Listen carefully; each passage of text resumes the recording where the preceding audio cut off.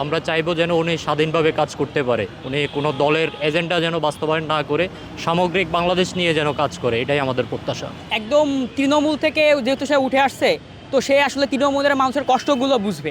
রাষ্ট্রপতি নির্বাচনটা আমরা গতানুগতিক যেভাবে দেখেছি, সেই জায়গাটা থেকে সরে এসে যদি উনি ওনার সাংবিধানিক এটা কাজে লাগিয়ে যদি স্বতন্ত্র থেকে কাজ করতে পারে, তাহলে অলওয়েজ ওয়েলকাম।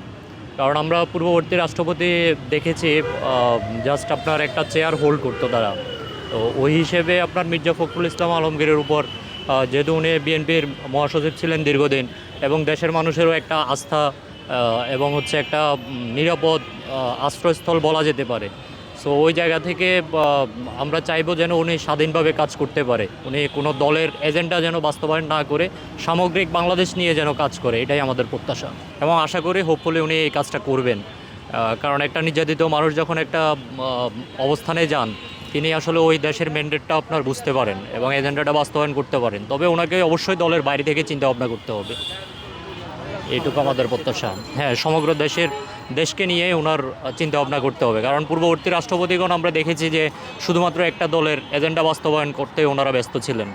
তো ওই কেন্দ্রিক যেন আমরা রাষ্ট্রপতির অ্যাক্টিভিটিগুলো না দেখি, এটাই আমাদের প্রত্যাশা।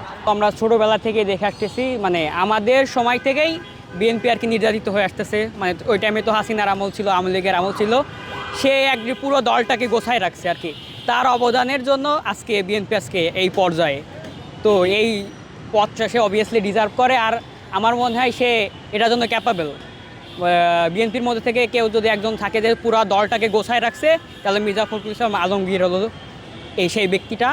এবং দেশের 23তম রাষ্ট্রপতি হিসাবে সে যোগ্য একজন ব্যক্তি, তার হাতে দেশটা গেছে। তো মনে হয় এই দেশের পরিস্থিতি সামনে আরও ভালো হবে।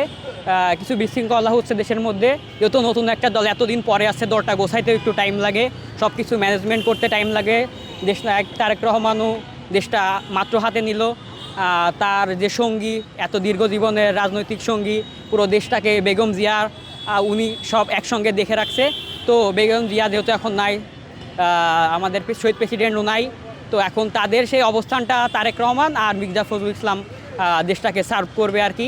যেহেতু রাষ্ট্রের এত বড় একটা দায়িত্ব তার হাতে গেছে, নিশ্চয়ই আল্লাহ তার অমন যোগ্য মনে করছে, এই জন্য তিনি এত বড় একটা দায়িত্বটা পাইছে। তো আমরা সবাই আশাবাদী। একদম তৃণমূল থেকে যেহেতু সে উঠে আসছে, তো সে আসলে তৃণমূলের মানুষের কষ্টগুলো বুঝবে। তো নর্মালি একটা ভালো পরিবেশ থেকে, ভালো লাক্সারি লাইফ থেকে যদি কেউ রাষ্ট্রপতি সিলেক্ট হয়, সে আসলে ওই গরিব মানুষ বা তৃণমূলের মানুষদের কষ্টটা আসলে বুঝবে না। আর মির্জা ফখরুল ইসলামের অনেক বক্তব্যের মাধ্যমে এগুলো ফুটে ওঠে যে সে আসলে তৃণমূলের যে নেতাকর্মী বা আছে বা তৃণমূলের যে মানুষগুলো আছে, তাদের উপর তার অনেকটা ফোকাস আছে, সে তাদের কষ্টটা বুঝে।